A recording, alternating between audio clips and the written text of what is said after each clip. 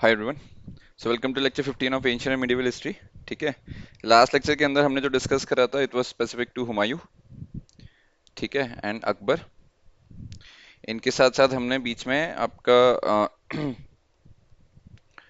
शेरशाह सूरी के बारे में डिस्कस करा था which eventually led to Suri dynasty. ठीक है, ये हमने डिस्कस करा था। ठीक है, and we also discuss about battle of Chausa, right. तो मुगल डायनेसिटी के बीच में जब हुमायूं के बाद कुछ टाइम के लिए आपका सूरी डायनेसिटी आई थी, right, and afterwards then again Mughal dynasty आपकी स्टैब्लिश हुई थी विद अकबर। ठीक है, so in Akbar we also discuss about the different policies जो अकबर ने इम्प्लीमेंट करी थी विद रिस्पेक्ट टू एडमिनिस्ट्रेशन, ठीक है, with respect to economy and with respect to socio cultural, है ना। जैसे एबोलिशन ऑफ जिजिया हुआ था, एडमिनिस्ट्रेशन के अंदर आपके 16 जो बाइफिकेशंस हुए थे, आपका ग्राम के अंदर डिस्ट्रीब्यूशन, आपके डिस्ट्रिक्ट वाइज, और सारी चीज़ें डिस्ट्रीब्यूट हुई थी। 16 जोन्स में डिवाइड करा था उसने पूरे मुगल डायनेसिटीज़ को। ठीक है, वो हमने डिस्कस करा था एडमिनिस्ट्रेशन के पर्पस पे। And with respect to economy, जो टोडरमल था, one of the jewel of Akbar's, उन्होंने प्रोग्रेसिव टैक्सेशन के बारे में डिस्कस करा था, है ना। ये सारी चीजें हमने लास्ट लेक्चर में डिस्कस करी थी। तो in Mughal dynasty only, in continuation आज के लेक्चर में हम जहांगीर, शाहजहां और औरंगजेब के बारे में बात करेंगे। दीज आर द टाइमलाइंस 1605 से लेकर 1627। शाहजहां, ठीक है, शाहजहां जो आपका फेमस ताजमहल वाला सीन है, ताजमहल बनाया था इन्होंने, शाहजहां ने। ठीक है, 1627 से लेकर 16 मतलब 1627 से लेकर 1658 तक, and the very brutal Aurangzeb from 1659 to 1707। Post Aurangzeb there was a decline in Mughal dynasty, तो वो हम स्पेसिफिकली कवर नहीं करेंगे, ठीक है, बिकॉज इसके बाद जो हमारे जो लेक्चर्स बचे हैं, एक लेक्चर बचा है, उसके अंदर हम बहमानी किंगडम डिस्कस करेंगे, ठीक है, एंड विजयनगर एम्पायर। ठीक है, ये जो लास्ट दो टॉपिक्स हैं ये आपके नेक्स्ट लेक्चर लेक्चर 16 में कवर हो जाएंगे, and with that will be ending our ancient medieval history. So without further due let's start. So आज के लेक्चर में will start with Jahangir. So Jahangir का जो टेन्योर था it was from 1605 to 1627। So after the death of Akbar in 1605 Jahangir became the emperor. ठीक है, अब इसके टाइम पे पहली बार ऐसा हुआ था, जो ब्रिटिश, ये जो यूरोपियन एक्सपेंशनिस्ट थे या जो यूरोप के लोग थे, वो फर्स्ट टाइम जहांगीर के कोर्ट में आए थे। So during his tenure British envoy led by sir Hawkins and later led by sir Thomas Roe came to Jahangir court and receive further concessions in creating the trading centres and warehouses in India. ठीक है, सो ये पहला instance था जहाँ पे जो British officials थे, जो आपके जो यूरोप की साइड से जो एक एनओए लेके निकलते हैं to find the different trade routes, उसमें से जो दो एक्सपीडिशंस थे, एक one was led by sir Hawkins, ठीक है, and another one by Thomas रे।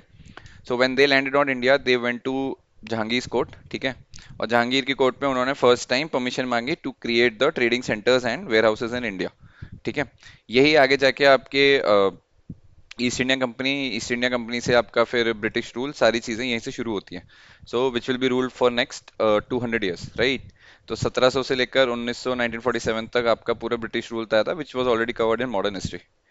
ठीक है, मॉडर्न हिस्ट्री में भी सारे टॉपिक्स कवर्ड हैं, इसका प्लेलिस्ट आप जाके मेरे चैनल पर देख सकते हो, इट वाज ऑलरेडी क्रिएटेड। ठीक है, तो वहां से आपका पूरा एक्सपेंशन ऑफ यूरोपियंस से लेकर till the 1947 and all those non-cooperation movement, civil disobedience movement, Khilafat movement, everything was covered. So you can check that. Right now, coming back to this, Sir Hawkins and Sir Thomas Roe were the first, मतलब जो दो British envoys आए थे who came to Jahangir's court for the approvals of trading centers and warehouses.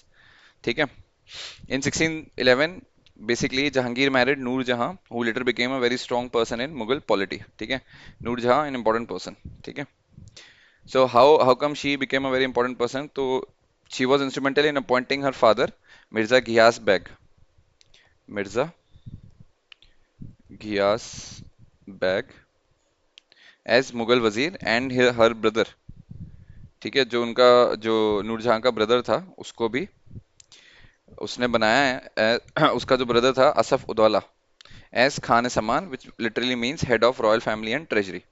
ठीक है, तो मतलब basically अपनी फैमिली का एक्सपेंशन करा उसने ब्रिटिश, मतलब मुगल एडमिनिस्ट्रेशन के अंदर, मुगल पॉलिटी के अंदर। तो नूरजहां ने अपने बाप को पहले मुगल वजीर बनाया, ठीक है। वजीर इज लाइक ऑफिशियल ओनली, ठीक है। और जो उसका भाई था असफुद्दौला, उसको खान ए सम्मान बनाया, which literally means head of royal family and treasury, ठीक है। Later on Nur Jahan also ran a small kitchen cabinet known as junta, जो हम आज के टाइम पे भी यूज करते हैं, ठीक है।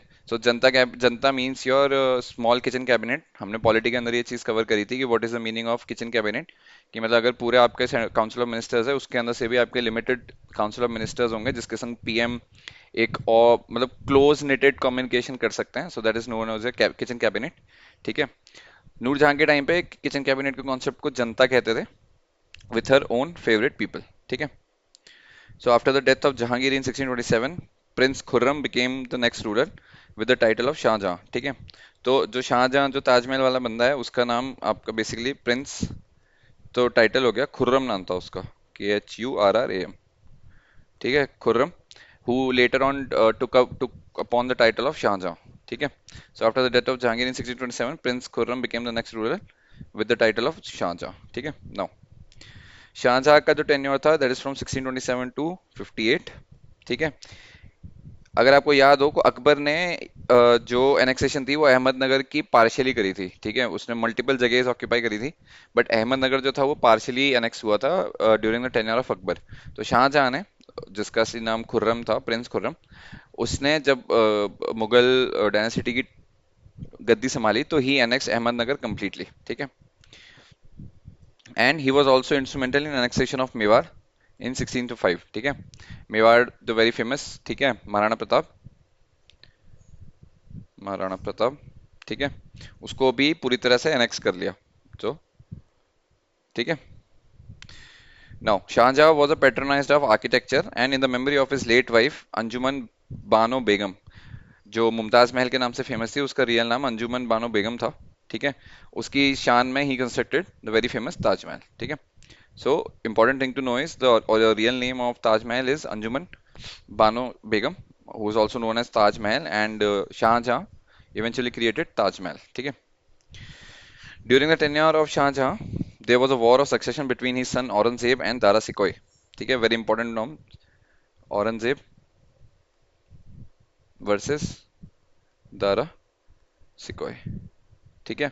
तो इनके टेन्योर में क्या हुआ कि भाई दो ब्रदर्स के बीच में फाइट हो रही है to get the throne under their name, ठीक है। Eventually Aurangzeb came out as a winner, ठीक है।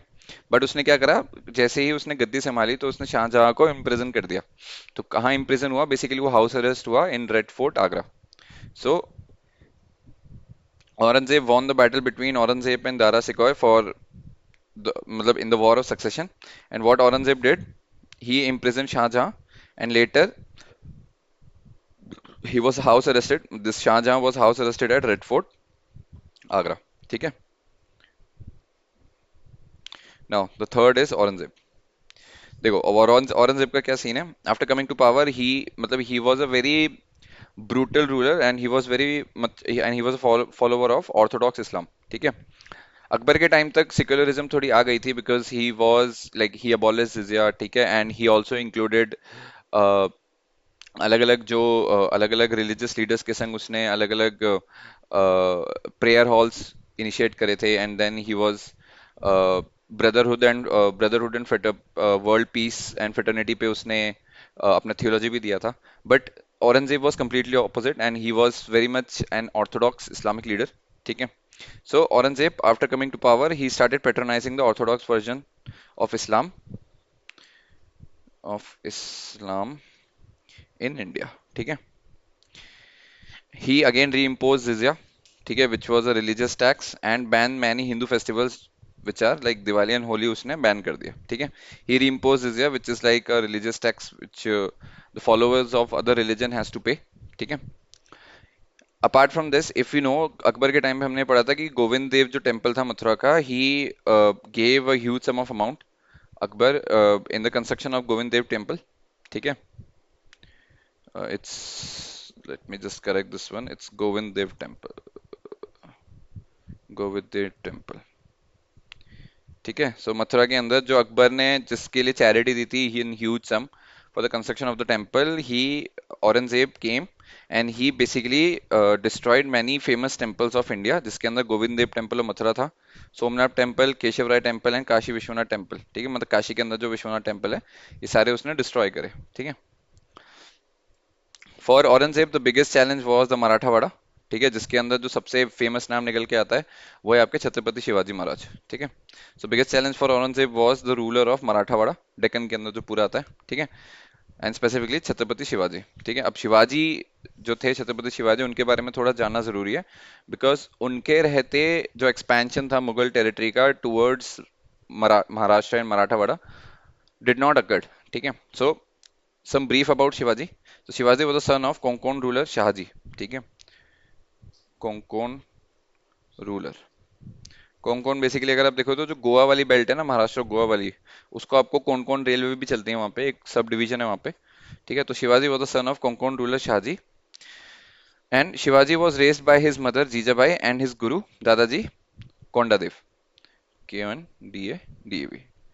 ठीक है, Shivaji learn the art of guerrilla warfare from his guru Ramdas, which he started to use very effectively। ठीक है, so guerrilla warfare was a USP of Shivaji. ठीक है, and he learned this from his guru Ramdas. ठीक है, in 1659 he killed Bijapur general Afzal Khan using guerrilla warfare as tactics। ठीक है, alarmed by this situation Aurangzeb sent his general Shaista Khan to fight with Shivaji।